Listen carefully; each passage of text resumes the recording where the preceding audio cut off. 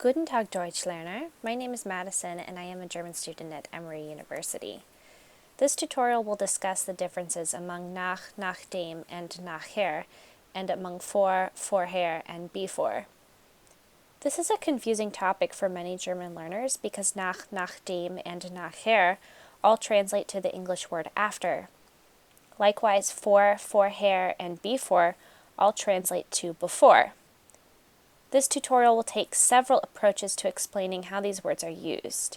We will discuss both parts of speech and functionality and do some practice as well. By the end of this video, you should be able to answer questions like this. Which of the following words correctly fits in the following sentence? Ich war vor, before, or vorher in dieser kleinen Nachbarschaft. First, let's explore a few examples of how these words are used differently to describe the same situation. Ich komme nach dem Mittagessen zu dir. Ich komme nachher zu dir. Ich komme zu dir, nachdem ich gegessen habe. So what's the difference between the use of these nach words in these sentences? Nach is a preposition and usually begins a prepositional phrase, just like an, auf, and hinter. In the sentence, Ich komme nach dem Mittagessen zu dir, the prepositional phrase is nach dem Mittagessen, after lunch. Nachher is an adverb, just like darüber or dorthin, and it answers the question wann, meaning when. It also can be translated into English as afterwards.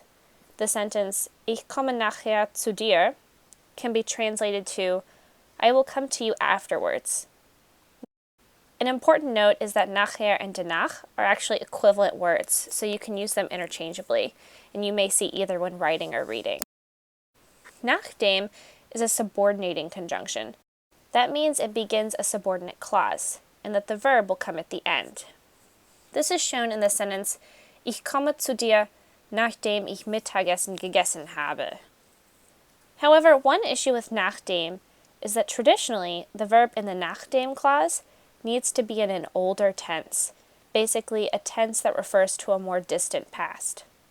A classic example would be that in a past tense sentence, the verb in the nachdem clause is in the past perfect.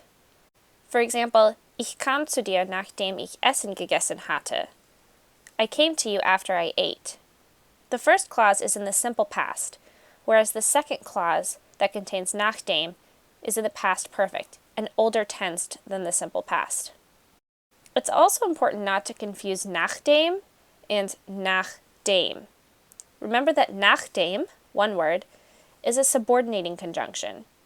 Nach is a dative requiring preposition, so when used in a prepositional phrase with a masculine or neutral noun, that noun will be preceded by the dative article dem. Here are two examples to show how these words are different. Nach dem Film gehen wir nach Hause. Here, nach dem Film is the prepositional phrase. In the sentence, nachdem wir den Film gesehen haben, gehen wir nach Hause, nachdem is the subordinate conjunction. Another way to conceptualize the differences between nach, nachher, and nachdem is to think about how they create meaning in different ways. Prepositions express locations in time or space, such as bei den Bergen zu der Zeit. Nach, a preposition, is used to express a relationship in time. After we eat, after the party, after the movie. Nachher, an adverb, helps to describe another word, such as a verb, an adjective, or another adverb in the sentence, and add detail. Nachher is easily translated to after that, where that is what is being described. In the statement, Ich brauche Kaffee, ich werde mich nachher nicht so müde fühlen, nachher refers to the time after I drink coffee. Nachdem, a conjunction, helps to connect ideas together. Nachdem wir den Film gesehen hatten, idea 1, gingen wir nach Hause, idea 2. Nachdem connects these two ideas together. As a recap, we've discussed how nach is a preposition that expresses relationships in time. Nachher is an adverb that answers the question when, and is used to describe another word in the sentence, as we talked about with the translation to after that. Nachdem is a conjunction that helps connect two or more ideas together. At this point, I want to address the differences between vor, vorher, and before. These words are used in the same ways as nach, nachher, and nachdem, so understanding the nach words and how they're used correctly will directly translate to the correct use of for words. Just remember that nach and vor are used the same way as are nachher and vorher, and nachdem and before. Now let's do some practice. Fill in the blank with the correct for word, for, vorher, or before. And the correct answer is vorher. Remember that vorher, equivalent to nachher, is an adverb. It answers the question wann and refers to another verb, adverb, or adjective in the sentence. Think of vorher as before that. Let's try another. Fill in the blank with the correct for word once again. And the correct answer is for. The sentence starts with a prepositional phrase and expresses a relationship, so we know that the correct word must be for. One last practice question. Try this one. This sentence connects ideas, and the missing word begins a subordinate clause, so we know the correct word must be before. Now see if you can correctly complete this short quiz.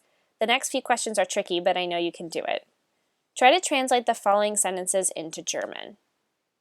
Come home before the storm. Before it rains? Yes, before.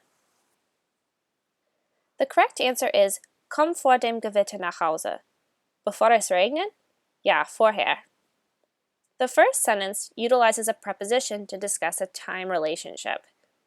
The second needs a subordinating conjunction, as is clear by the verb placement at the end of the sentence. The last statement is clarifying yes before that, which refers to another part of the exchange, clearly an adverb. Now try this sentence. See if you can translate it into German.